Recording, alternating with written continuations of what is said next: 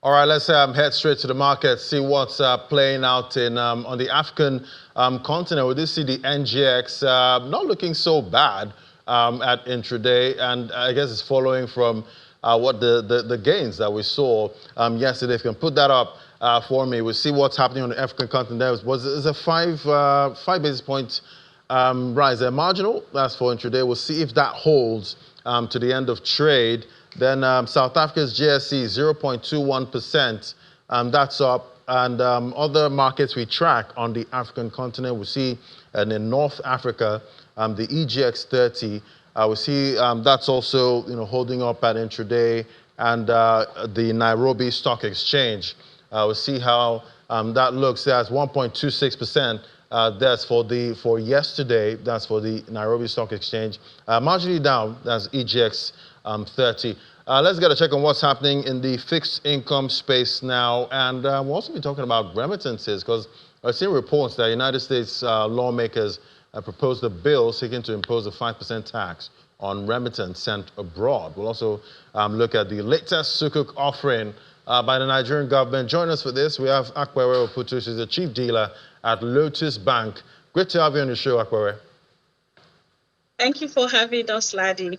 Yeah, so, talking about remittances there, how do you see the plans by U.S. lawmakers? Okay, so I think it's a good move for the U.S. in a bid for the President Donald Trump to make America great again. They've come up with this policy on outbound remittances from the U.S. So is this 5% tariff on outbound remittances is actually supposed to boost their economy. So I don't think we can blame the United States of America for doing this right now. They've seen outward remittances of over $72 billion in 2022 go out to different foreign entities.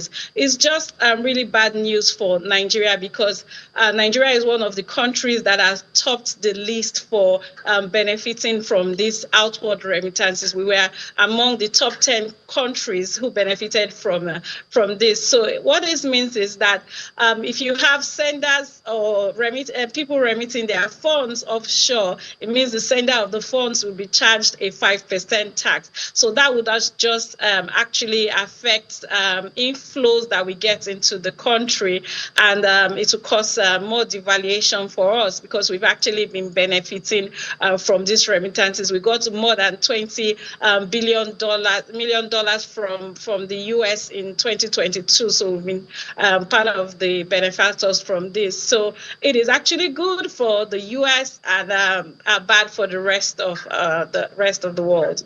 I guess at this point we need to be talking make Nigeria great and try to negotiate this deal before it actually becomes law. I'm sure, our leaders there will be looking to, talk about that, so we don't impact our remittances. We really need them at this point. But let's pivot back to the fixed income market here. We've got that Sukuk offering. Talk to me about the, current macroeconomic climate, including inflation and FX volatility. Does it affect the attractiveness of, Sukuk bonds, compared to conventional fixed income instruments? So the Sukuk is actually local bonds. It's Naira denominated. It has nothing to do with what is happening in the FX market. So a lot of times when we see the regular bonds or the federal government or the central bank issue OMO, we see a lot of foreign investors coming into the market at that time, because they are the major players in the OMO space. They have to bring in foreign currencies and actually do conversion for them to invest in these papers. We know the OMO instruments and the federal government bonds are trading above 20% level. So it's actually very liquid. It's easier for those foreign investors to bring in dollars, convert their funds, and actually trade in that space. But the Sukuk market is quite different.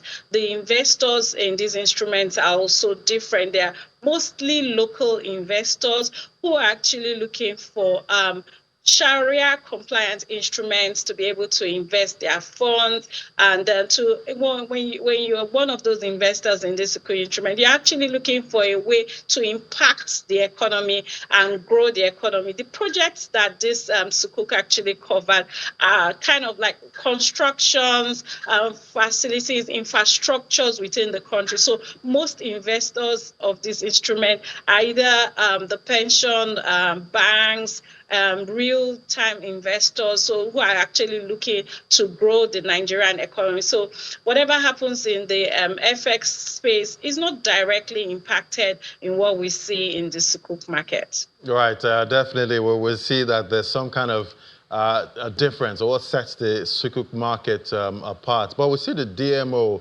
has hinted at expanding Sukuk funding to, revenue-generating projects. What sectors do you think could benefit, from this shift?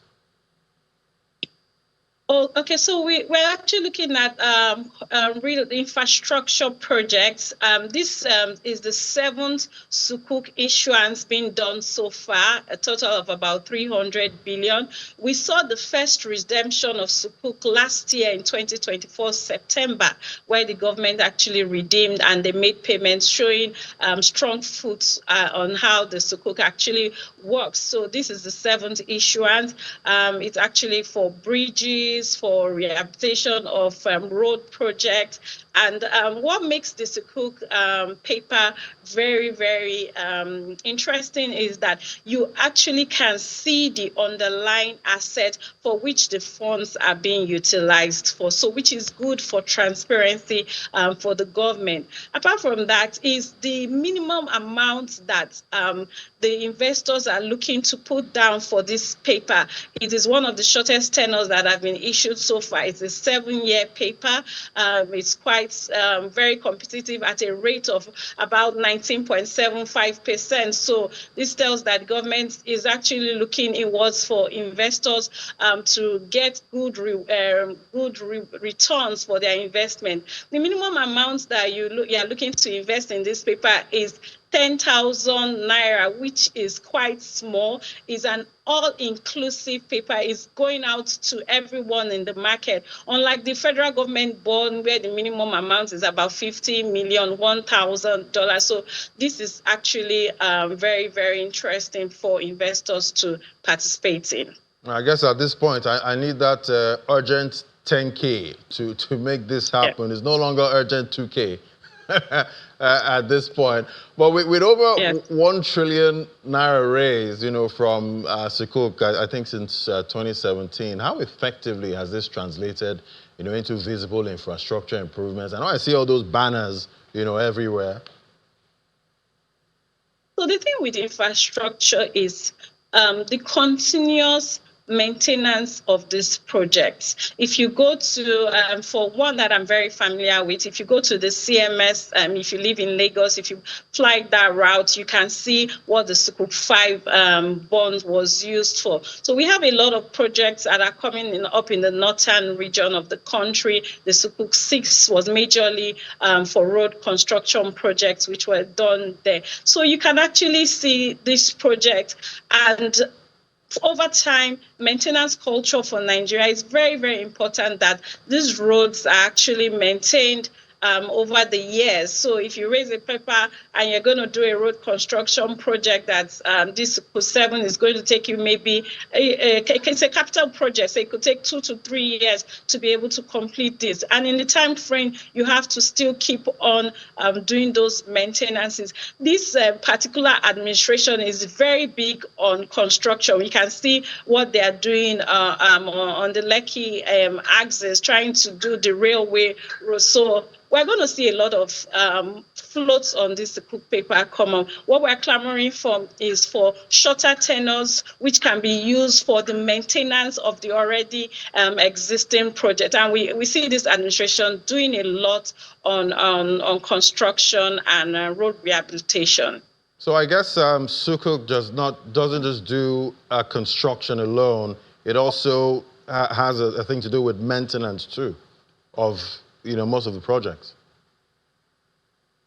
Oh, yes, of course. While you are working, especially on road projects, you have to also be doing maintenances along the line. So, which is part of the funds that are being raised. It's not just to issue the project and go to bed. They are also going to be used for maintaining these roads that are being these projects that are being done. Yeah, maintenance, very, very important. But, we'll still be talking a lot about, debt sustainability. How can Nigeria balance, infrastructure financing needs with, concerns over rising public debt? Okay, so like I said, this administration has actually been working really hard. They've been raising tariffs, your electricity tariffs. They've also been doing, sorry, excuse me, doing a Sorry lot about that. on internally generated revenue in terms of your VAT and your different tariffs. So while they are creating these debts, they're actually looking for ways they can raise liquidity, raise funds long term to be able to balance the debt the administration is actually going into. So we've seen a lot of different tariffs being put on the economy to the users. So while taxpayers' monies are being used to do this project, we're actually seeing a lot of revenue generation from this administration. Yeah, thank you so much, Aquaware. Let me give you time to catch your breath there. Thank you for joining us today. That was Aquaware, which is the chief dealer at Lotus Bank. Thank you for breaking it down for us today. Thank you.